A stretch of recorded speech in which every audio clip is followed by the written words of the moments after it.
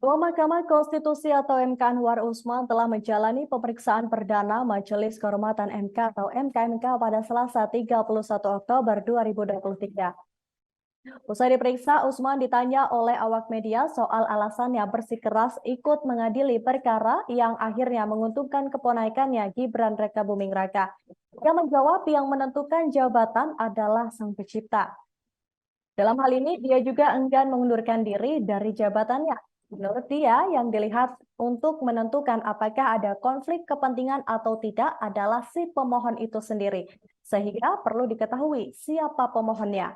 Dalam hal ini, MK mengabulkan gugatan yang dilayangkan pemohon, yakni mahasiswa Universitas Negeri 11 Maret, yakni Alma Sakibiru, terkait batasan usia Capres dan Cawapres pada Senin 16 Oktober.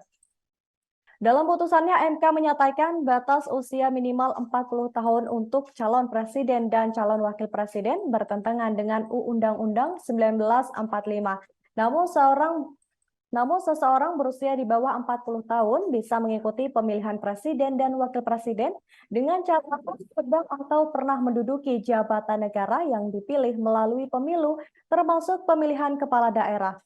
Salah satu pertimbangan Hakim Konstitusi menerima permohonan tersebut adalah karena banyak anak muda yang juga ditunjuk sebagai pemimpin. Namun setelah itu muncul pro kontra di kalangan masyarakat. Pasalnya Gibran yang merupakan keponakan Anwar Usman bisa dengan mudah melenggang di Pilpres 2024. Mantan Wakil Menteri Hukum dan HAM Denny Indrayana pun akhirnya melaporkan Anwar Usman ke MKMK. Denny Indrayana meminta Anwar Usman untuk dipecat sebagai Ketua Mahkamah Konstitusi. Dia juga meminta agar putusan perkara nomor 90 terkait syarat Capres dan Cawapres yang diketuk beberapa waktu lalu dibatalkan. Sebagaimana diketahui dalam sidang yang digelar tertutup kemarin, bukan hanya Usman saja yang diperiksa. Ada dua hakim terlapor lainnya yang turut diperiksa. Di antaranya adalah Arief Hidayat dan Edi Nurbaningsih. Namun Ketua MKMK Jumli Asidik sendiri belum membeberkan substansi apa saja yang dibahas dalam sidang pemeriksaan kemarin.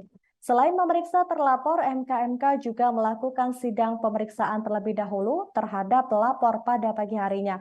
Adapun 4 pelapor tersebut diantaranya ex-Wakil Menteri Hukum dan HAM Denny Indrayana, kemudian 16 guru besar dan pengajar hukum tata negara dan hukum administrasi negara yang tergabung dalam Constitutional and Administrative Law Society, kemudian juga ada LBH Yusuf dan advokat Ziko Simanjuntak.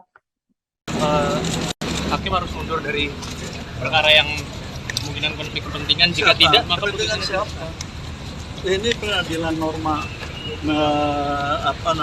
semua bangsa Indonesia, rakyat Indonesia. Iya, tapi kan dalam pertimbangannya disebutkan secara jelas nama Mas Gibran. Oh, nggak ada di pertimbangan, coba baca. Di permohonan maksudnya. Jalannya Mas, jalan. Di permohonan kan ada nama Mas Gibran secara Ada eksplisit. dicontohkan itu, Prof. Pemohonnya itu siapa? Download Tribun X sekarang, menghadirkan lokal menjadi Indonesia.